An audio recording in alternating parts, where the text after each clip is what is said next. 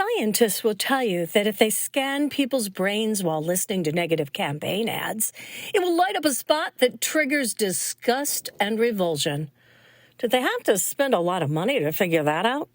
You can just talk to any one of America's 71 million political orphans. Ugly campaign ads and car wrecks. Why we can't turn away in this month's Lost in the Middle. I for president, I for president, I for president, I for president. You like Ike, I like Ike, everybody likes Ike for president. Hey, welcome to Political Campaign Commercials, vintage 1952. A black and white cartoon of a parade pushing President Eisenhower's campaign. Happy music, upbeat message. An elephant leads at the parade with the name of the World War II hero hanging from his trunk and a picture of him draped over his body. And oh my God, this jingle goes on for a full minute. And tell me this earworm will not be haunting you when you try to go to sleep tonight. We'll take Ike to Washington. The vibe and the cartoon seem like a vintage Disney production, part of the Snow White and the Seven Dwarfs era. And whoops, did I just get canceled? I said the word dwarf. But here are what seem to be the movie inspirations for this generation of political commercials. No longer the candidate as hardworking, happy Fred Flintstone, but now focused on the opponent as the candidate as Michael Myers. Halloween, the night he came home. And the soundtrack of the day, the shower scene in Psycho. So the music, the scary music, the black and white, the sounds, the eerie sounds, for 27 seconds. And then at the very end, you often get sort of fade to black. And then maybe there's a slight break. And then there's a positive sound, a major chord or some sort of sound. And then you get, I'm Lynn Vavrick and I approve this message. Well, Lynn's not a candidate. She's actually a professor of political science at UCLA, a student of campaigns in general, and a political ad junkie. People hate attack ads. We've done lots of surveys, and you don't even need to do a survey. You just talk to your friends, your coworkers. Everybody hates attack ads. If you live in a battleground state like I do, in Wisconsin, we're about to get carpet bombed. 10 years ago, we might have seen 20,000 ads in a political cycle. This year, the best estimate are more than 100,000 ads.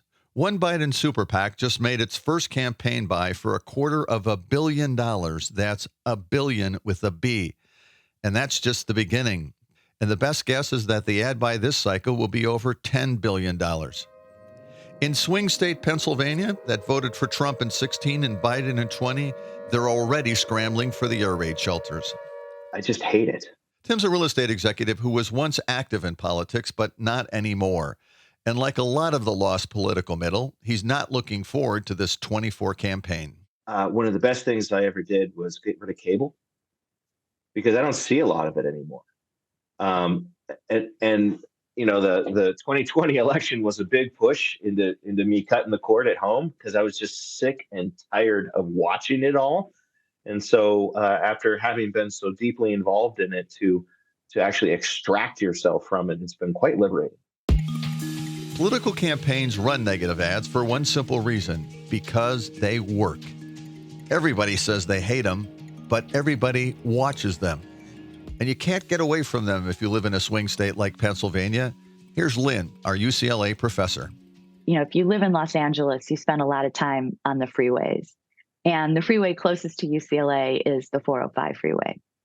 And everybody who's ever been to LA has driven on it. And you know that when there's an accident on the other side of the freeway, all the traffic backs up on your side of the freeway. Why? Why is that? Because people are slowing down to look at what has happened on the other side of the freeway. Now, if we go and ask those people, do you slow down and stare at the tragedy of another person? Do you gawk at this horrible accident that has happened to someone And because you can't look away, you have to see it.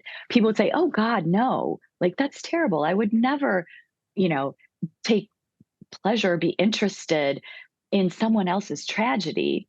But we know that's not true because it happens to all of us on the freeway. When the accident's on the other side, people can't help but look. And attack advertising is a little bit like that. Look, the truth is, it happens to all of us. When the accident happens on the other side of the freeway, we all gawk. Political advertising is a little bit like that. It's true. Absolutely true. Mary's another Pennsylvania swing voter. You will listen to it even though you don't believe it. But you will listen to it. And the worst part is not only will you listen to it, you will remember it.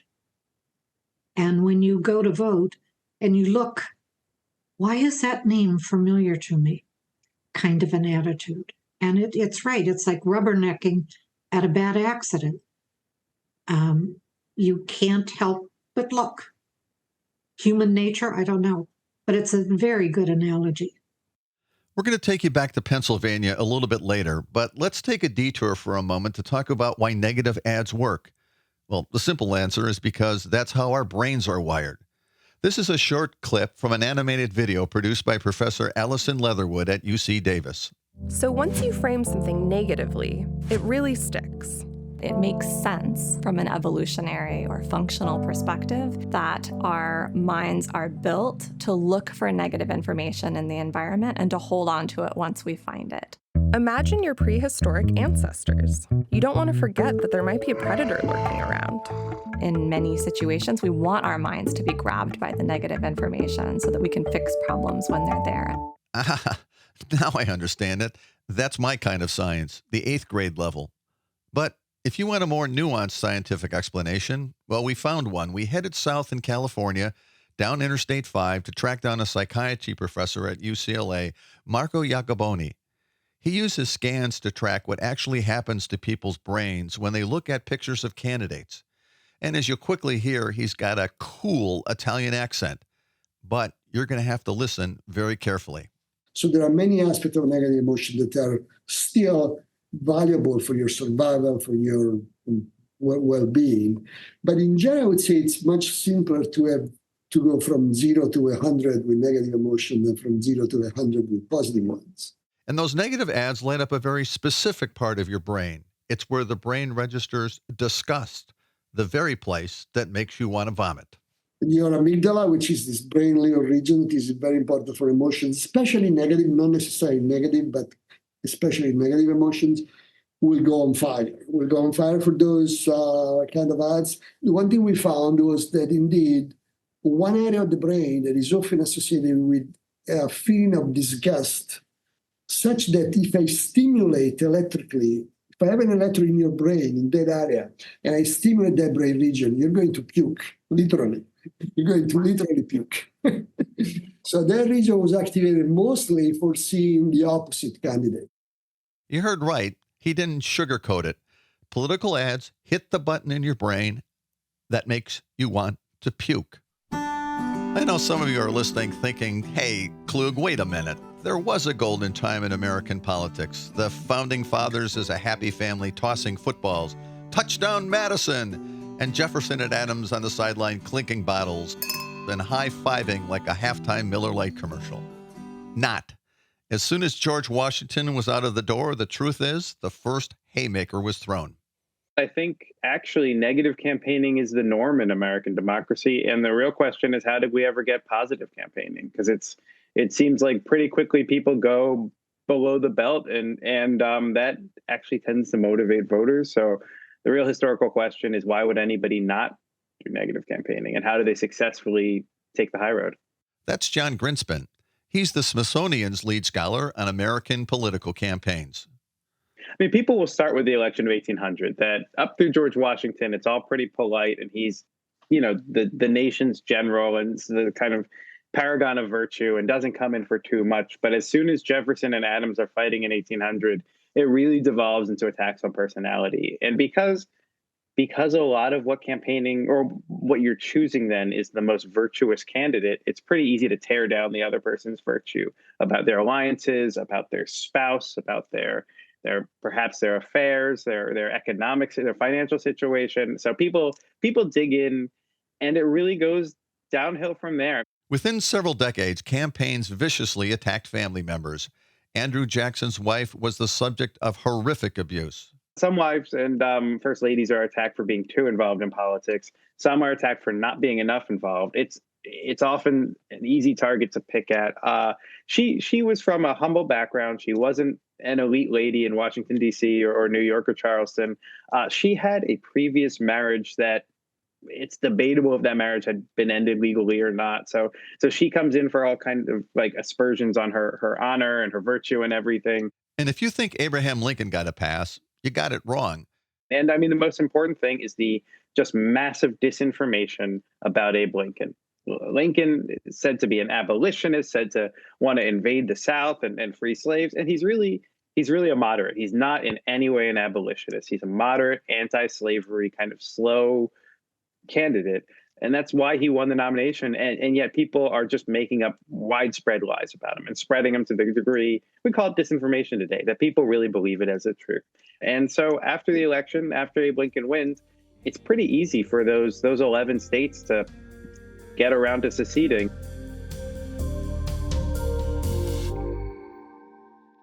This podcast is brought to you by the American Property Owners Alliance. We are a nonprofit, nonpartisan organization that protects property owners and their interests. Did you know that in 10 states and Washington, D.C., the government can take more than what it is owed in property taxes in the instance of a foreclosure? From 2014 to 2021, 8,600 homes and more than $780 million in savings were lost to this practice, known as home equity theft. We are working to end home equity theft everywhere it remains on the books. Visit propertyownersalliance.org to join the effort to protect property rights. Well, now that I've shattered all your illusions about the idyllic history of American politics, let's turn to today's food fight in the cafeteria, playing out in Pennsylvania. We zeroed in on Erie County, tucked in the northwest corner of the state. Hard to find Steelers or Eagles fans here. It's so close to Ohio, it's Browns country. Mary's a retired hospital social worker. I honestly don't know that anybody has a clue what direction it could go. And that in itself, because Pennsylvania is significant in the upcoming election, Erie, although not the largest county or the most populated, is just kind of baffling. And actually, in much of Pennsylvania, they view Erie as belonging to Canada. And so they're just sort of baffled by us. And we actually, I think, are kind of baffled by the election coming up. Since 2008, there have been 25 state elections in Pennsylvania, and this weather vane county has picked the winner 92% of the time.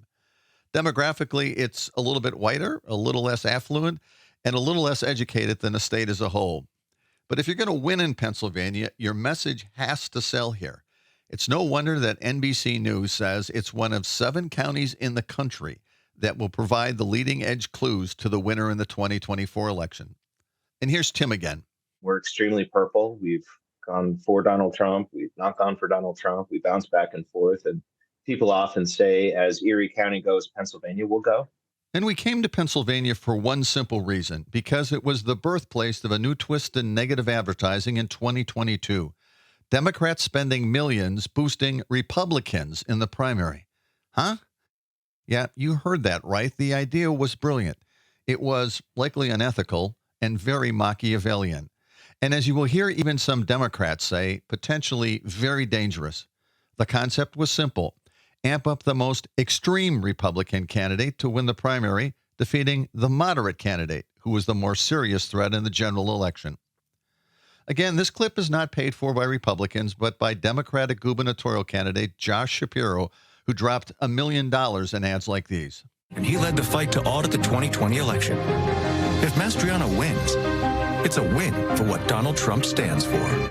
Tim, one more time. And it worked. And he ran against Doug, and he did very, very well. Of course, he's the governor now. So it was a great strategy. But to see a Democrat actually pour money into a Republican primary to pick their candidate and to push these issues to the fringe, to push these fringe candidates, was a new strategy for us to see in Pennsylvania, and it worked. And it wasn't just in Pennsylvania. Democrats pumped millions into 6 other states. Donald Trump's hand-picked candidate for Maryland governor, Cox worked with Trump, trying to prove the last election was a fraud. In Maryland, the Democrats spent $627,000, again in the primary election, to defeat the hand-picked moderate candidate of popular Republican Governor Larry Hogan, and sending election denier Dan Cox into the general election where he was obliterated. In Michigan, the same strategy was used to beat a sitting moderate Republican congressman and a harsh Trump critic. This is from a PBS report.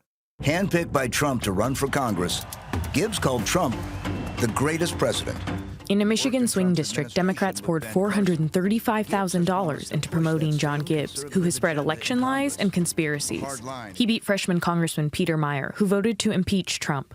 To Mike Madrid, a Republican who has worked to defeat Trump and election deniers, the strategy is hypocritical and a danger to democracy. It's aiding and abetting a social movement that is trying to destroy our democratic underpinnings. And to be involved in that, to be engaged in that, is a moral travesty. It is literally feeding into the same toxicity that the problem you're trying to address has created. This race in particular bothered a number of Democrats. Boosting an election denier was very risky, and Meyer was a Republican moderate who even voted to impeach Donald Trump. 24 former Democratic senators and representatives, including former Speaker Dick Gephardt, sent a blistering letter to the Democratic Campaign Committee. Despite the fact he's a Notre Dame fan, former Indiana Congressman Tim Romer and I have been friends since we first were elected in 1990. A moderate Democrat from South Bend, we worked together on a pile of issues, including higher education. He led the letter. Why is this so wrong? Well, to me, it is wrong on almost every front. And I am a guy who is willing to battle tooth and nail in competitive elections. I know Democrats and Republicans both do it. They both are willing to battle. But Gibbs was an election denier. He told lies and conspiracy theories about the 2020 election, saying that Trump won and Biden lost. And when Democrats want to use that issue nationally to say, you strike at the heart of the transfer of power peacefully, of our Constitution, of our police officers, and our fair elections. When you tell lies about 2020, we should not promote a candidate who tells lies about 2020, especially in a swing state like Michigan, where giving him more air to go from a primary to a general election and keep telling those fibs and lies and conspiracies could even come back to bite us in 2024. But Bob Shrum, a legendary Democratic political operative whose campaign credentials include Ted Kennedy and George McGovern, pushed back on the criticism. We caught up with him at USC, where he teaches these days. I mean, I think in the case of Pennsylvania, they worked because the core of the Pennsylvania Republican Party is a Trumpist MAGA core. And I haven't seen anybody suggest that what was in those ads was untrue. I've seen people suggest that it was unfair to convey that information to people. So, as I said, as long as we don't change the rules, as long as we're playing by the rules that we have, we're probably not going to see less of this. We're going to see more of it, even if people complain. Well, I can see you now grimacing behind the wheel of the car as you listen to this episode. And I know what you're thinking. Why don't people run positive ads? Well, the fact is, they really don't work very well. Political science professor Ken Goldstein spent a chunk of his career at the University of Wisconsin, where I first got to know him.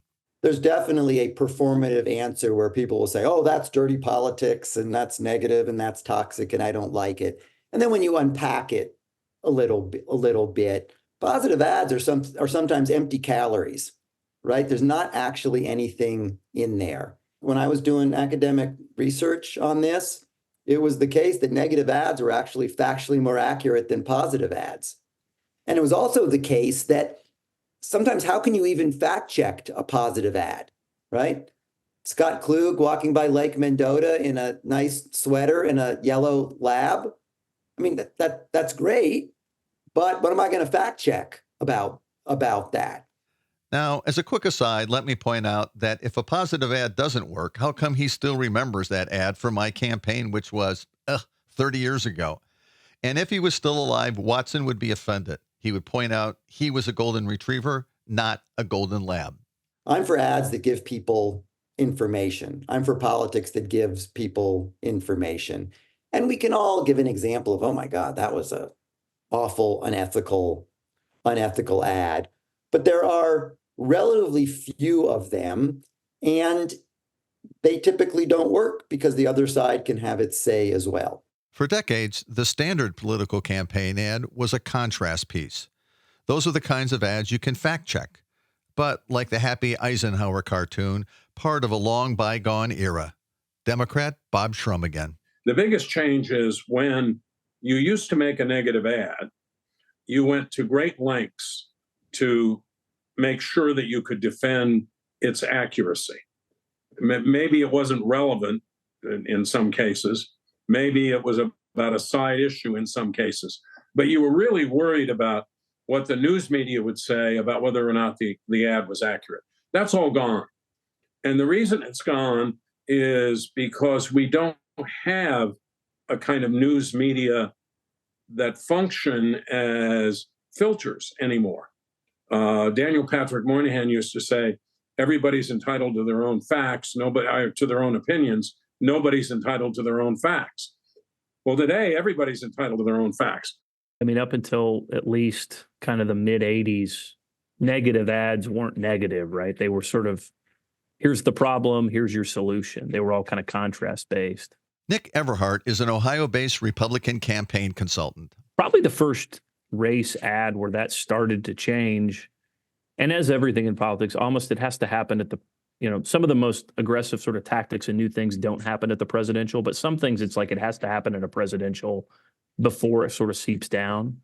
That 88 presidential race, right, between Dukakis and Bush, the famous Willie Horton ad. Bush and Dukakis on crime. Bush supports the death penalty for first-degree murderers. Dukakis not only opposes the death penalty, he allowed first-degree murderers to have weekend passes from prison. One was Willie Horton. The attack was no surprise to the Dukakis campaign. For months, the stories about Willie Horton had dominated his home state, Massachusetts papers. Here's Daniel Warner, the editor of the Lawrence Eagle newspaper, who broke the story. My assistant called me up and said they caught Willie Horton. And I said, well, what do you mean they caught him? He's been in prison for life. Why are murderers being let out into the streets? We learned fairly quickly that he was out on a weekend pass, a furlough they called it, and he invaded a couple's house in Maryland, brutalized the man and raped the woman. The ad was devastatingly effective, but it's still intensely controversial to this day. On one level, it played on the caricature of a liberal governor soft on crime. The commercial had a clever shot of a revolving door in a state prison. On the other hand, it was a not too subtle racist attack with repeated use of an ugly, stark prison mugshot. Dukakis' campaign manager, Susan Estridge. The impact and the effect, I believe, had a great deal to do with Willie Horton's race. Horton was an ugly guy, and he looked like everybody's stereotype of a black thug. I can't believe when they made those ads, they didn't know what they were doing, raising racial fears. And here's newspaper editor Daniel Warner one more time. In a way, I tie this to the state of America today. This was somehow when we started beating the heck out of each other for totally political purposes. This ad, I think, hit at the inner fears of people, and it's just escalated over the last, 28 years? And how about the ad exec who created that ad? His name's Fred Brown, and he doesn't have an ounce of regret. It's like a baseball player. A lot of times you're going to do an ad and you strike out. Nobody even cares about it. It's rare that you have one where you swing and you hit and you just watch it sail. I'll always be glad I did it. You know the old adage, what's good for the goose is good for the gander? Well, several years ago, the tables were turned on our Ohio political consultant. His opponent ran ads attacking him personally. Nick suddenly found himself an issue in an election. The consultant, the other version of me with the other guy, ran an attack ad that used me in it. And we had some history together, and it's a long thing. And there's a BuzzFeed story about my life and Rex Elsess, if you want to read about it. It's fascinating sideline stuff. But I'm in this negative ad, like being used as a decredentialing third-party villain, right? Like I'm being associated as a hit. And it kind of bothered me. And my wife looked at me and said, "You've been doing this to other people your whole life." He said, "Buck up and go back to work and get over it." And she was right, you know. And but I'd never had that. I'd never had that side of the sort of the table. And it does get you thinking. Like when you attack somebody or you attack them for a guilt by association thing to another person that's done something, like there's somebody that sees that and has to kind of deal with that dynamic of it. So I've been a victim too. So I'm not just a perpetrator here is what I'm saying. Former Congressman Tim Romer saw the toll each increasingly ugly election took on his wife Sally and their 4 kids. And those campaigns were 20 years ago. I think today there's no threshold. People are going back to candidates' high school days. They're going to their family members. They're going to their kids. There are all kinds of things floating around on the internet now about people that are, I think, out of bounds. I really, try to draw a reasonable and objective line between contrasting ads of what people believe in the two parties and the two candidates and a torch and burn policy where, somebody is trying to just absolutely bury somebody and their families and never have them come out of the ground again. Here's one interesting fact you might not know about running negative ads. For sure, the ads can make people strongly dislike your opponent, but like a car driving through mud, even an effective ad splashes right back on you. The Polarization Research Lab at Dartmouth has tracked the attitudes of 150,000 American voters to study the cumulative impact of negative campaigns. Incivility turns people off of the sponsor. And this is especially true among political independents. They see the negativity and they just become disenchanted with politics. That's Jeff Lelkus. He's the co-director of the Polarization Research Lab.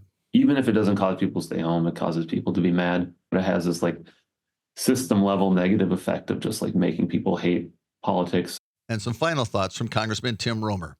Young people, a lot of people don't want to run for office. They don't want to put themselves through the kind of pressure that we see in politics today. And our committed Pennsylvania voter, Mary, thinks the cumulative effect of all those ads is very bad for our democracy.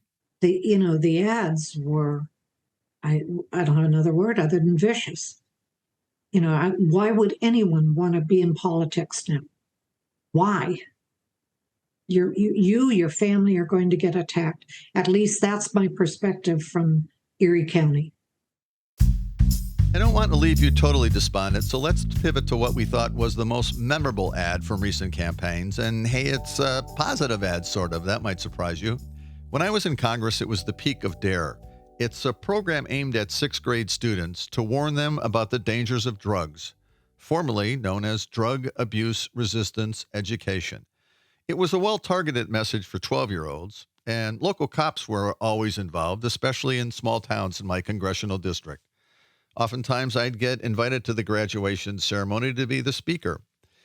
I bring this up because the nights usually ended badly, with a group of small-town, white Wisconsin kids rapping. Oh, it was bad. They would eventually become the old white people who couldn't dance at weddings. And, well, those two themes merged together in one of the most memorable ads in recent years. A rapping white grandmother running for state senate in Utah. Hey, Utah District 12, listen up right here. There's a new name on the ballot for the Senate this year. My name is Linda Paulson, Republican and awesome. Love God and family and the Constitution. God bless her. She's 80 years old, a mother of 9, and catch this, a grandmother of 35. She taped it and danced around in her own backyard. And I use that term dance loosely. She is, after all, 80 years old. If you share my values, if you like what I stand for, then give me your vote on the 8th of November. District 12. And would you be surprised if I told you she won? Well, she didn't. Unlike the Eisenhower ad, it didn't deliver a win. But hey, at least you won't be rapping yourself to sleep tonight. Here's the team behind Lost in the Middle. Executive producer Jeff Mayers. Producer Todd Elbaugh. Creative team Claudia Luz and Tony Wood. Edited by Aaron Zummers. Music by Brett William. Production at Civic Media. And a quick thanks to our partners at the American Property Owners Alliance.